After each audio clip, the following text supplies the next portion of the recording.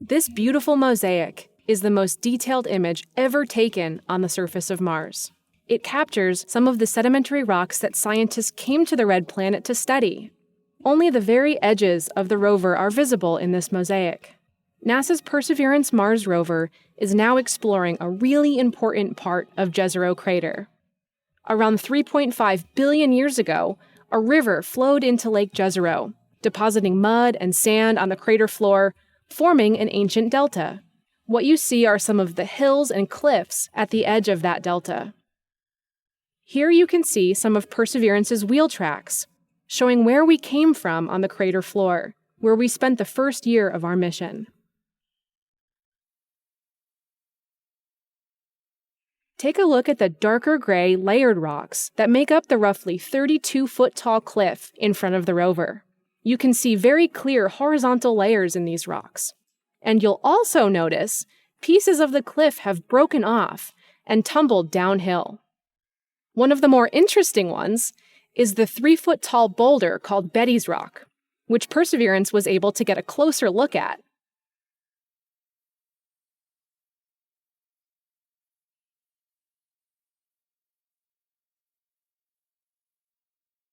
These rocks have been sitting on the surface of Mars for billions of years. And over that time, wind erosion has shaped the surface into pretty interesting forms, like this balanced rock.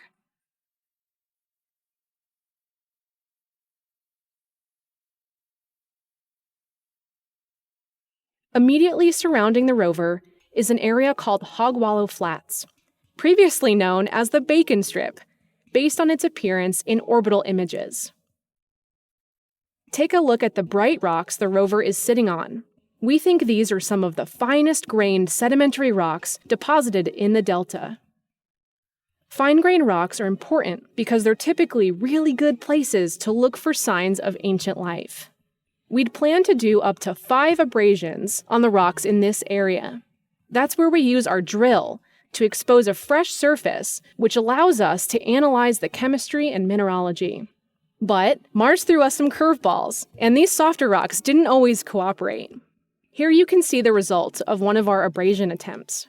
The rock crumbled during the abrasion, preventing us from analyzing the spot.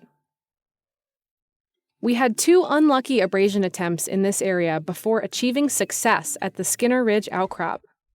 Here we collected our first 2 rock core samples from the delta, and since then, we've collected 2 more. Perseverance drove to the delta because it is a very promising place to look for signs of ancient life. We hope to learn more when a future mission brings these samples back to Earth. So far, we're excited by what we've. Seasons change even on Mars. A look at how NASA's explorers study the weather and cope with change, especially in the case of the Ingenuity helicopter, which now has to fly in a thinner atmosphere. This visualization, known as NASA's EYES, shows where the agency's 2 rovers and lander are touring the planet. For most of them, measuring the weather is a key part of their job.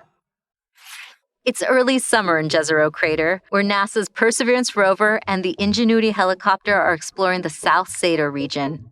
Perseverance uses its Mars Environmental Dynamics Analyzer, or MEDA, to measure temperature, humidity, wind speed, and direction. These wind sensors also measure the amount and size of dust particles in the atmosphere, helping scientists understand the dust cycle and its impact on weather. MEDA also provides the Ingenuity helicopter with critical pre-flight weather forecasts. Recently, warmer temperatures and a thinning atmosphere have made it more difficult for the helicopter to generate enough lift to fly. Its rotors had to spin faster than they had in previous flights, roughly 2,700 revolutions a minute. In the southern hemisphere, where the Curiosity rover is driving in Gale Crater, it's early winter. The Rover Environmental Monitoring Station, REMS, provides daily weather reports and takes regular dust surveys to measure seasonal changes over time. The InSight lander is focused on what's happening below ground. In September, it measured one of the biggest, longest-lasting Mars quakes ever detected. Seismic waves from the magnitude 4.2 shook InSight for nearly an hour and a half. Finally, the fleet of orbiters, including Odyssey, the Mars Reconnaissance Orbiter, and MAVEN, helps scientists understand the scope and scale of storms from above. MRO produces a daily global weather map.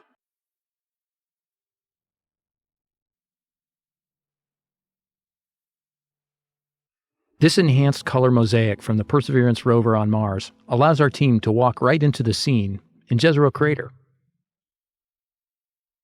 This is a combination of images taken by Mastcam Z, so it's incredibly rich in detail. The blue sky is an indication of the enhancement we have done to the image. If you were on Mars, everything would appear pink, including the sky. By enhancing the image, we make it easier for the science team to use our everyday experience to interpret the landscape.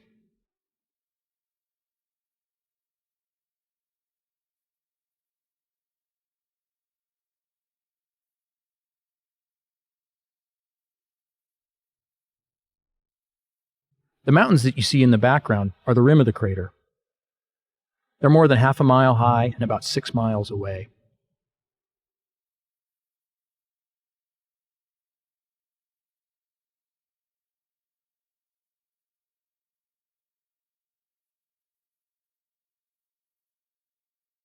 That canyon was carved by a river about 3.5 billion years ago, when the climate of Mars was very different from today. The cliff-like brown hills you see here are more evidence of that river. These are part of the delta. When the river hit Lake Jezero, its mud and sand were deposited on the crater floor. One of the most scientifically interesting aspects of this mosaic is this whitish area here, which the science team has been calling the bacon strip, based on its appearance. We think this is a layer of mud deposited on the lake bottom, now turned to rock. That mud layer is important because it may be the best place to look for evidence of Martian life that could have lived in Lake Jezero. The large boulders on the delta are another interesting target for investigation by Perseverance. The boulders very likely washed down from far up the river channel, from places too far away for the rover to ever go. They're a gift that allows us to learn about what's far beyond the crater.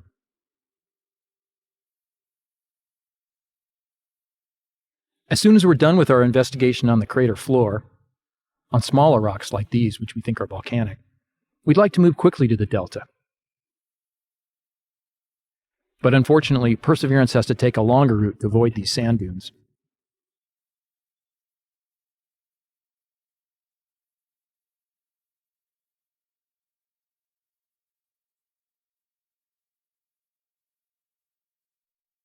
Mosaics like this one help us learn more about the ancient Martian environment and provide new clues to where to seek evidence of ancient microbial life. We're just getting started on our long journey through the crater.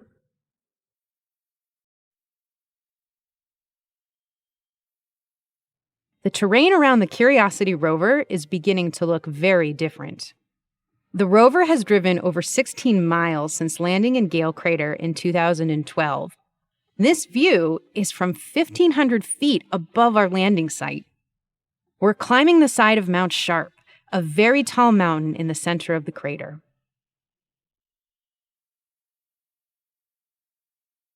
All of this dark material is Martian sand that's made up of broken bits of volcanic rock. Can you see the ripples that were shaped by the wind? We had to drive around this massive sand sheet as we climbed Mount Sharp. Look how clear the air is. That's because it's winter, when there's less dust in the atmosphere. You can see all the way to the rim of Gale Crater, which is about 20 miles away. We spent the last several years investigating clay-rich rocks that formed in lakes. But now we're entering a region where rocks are filled with salty minerals called sulfates. These minerals form in drier conditions, so we think this area might show us how the ancient Martian climate was changing. We're starting to see lots of very cool, knobbly textured rocks like these. We think these veins and nodules were created by groundwater.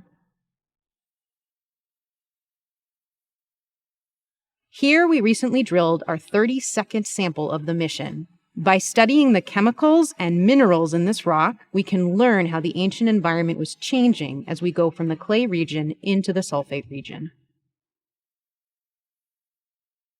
And these hills are different from anything we've seen on the lower mountain. They're rounded, unlike the ridges and mesas we've seen before. Now let's look ahead to where we're going. We'll soon be entering a narrow valley that should make for some amazing images. On the left is Rafael Navarro Mountain, named after one of the mission's scientists who passed away in January of 2021.